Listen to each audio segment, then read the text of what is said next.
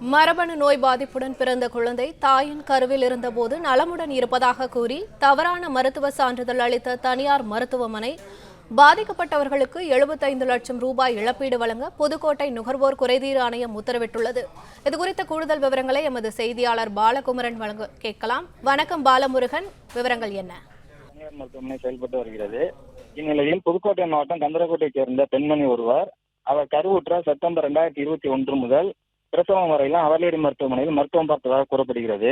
மேலும் கர்ப்ப காலத்தில் அவலேரி மருத்துவமனையின் மருத்துவர்கள் அறிவிப்பின்படி ஒரு ரிவ்யூ கூட புறக்கணிக்காமல் உரிய காலத்தில் ஸ்கேன்கள், இரத்த பரிசோதனைகள், மரபணு பரிசோதனைகள் உள்ளிட்ட அனைத்து வகையான பரிசோதனைகளும் முழுமையாக செய்துள்ளார்.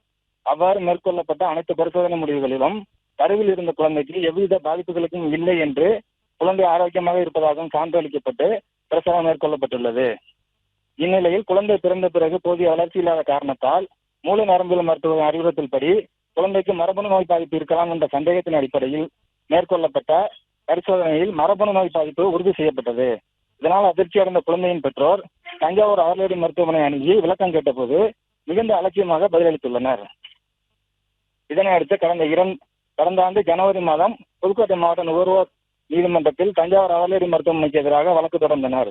மேலும் தஞ்சாவூர் அவலேரி மருத்துவமனையில் பணம் செலுத்தியதற்கான ரசீதுகள் மற்றும் அவலேரி மருத்துவர்களின் பரிந்துரையின் பேரில் மேற்கொள்ளப்பட்ட மருத்துவ பரிசோதனை அறிக்கைகள் உள்ளிட்ட அனைத்து ஆதாரங்களையும் குழந்தையின் பெற்றோர் தரப்பில் நீதிமன்றத்தில் சமர்ப்பித்த நிலையில் வழக்கு விசாரணை நடைபெற்றது.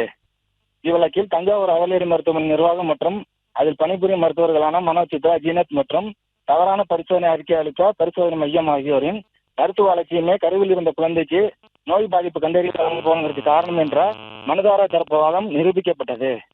பிளே ஸ்டோர் மற்றும் ஆப் ஸ்டோரில் இருந்து பாலிமர் செயலியை QR கோடு மூலம் பதிவிறக்கம் செய்யுங்கள். செய்திகளை உடனுக்குடன் பெறுங்கள்.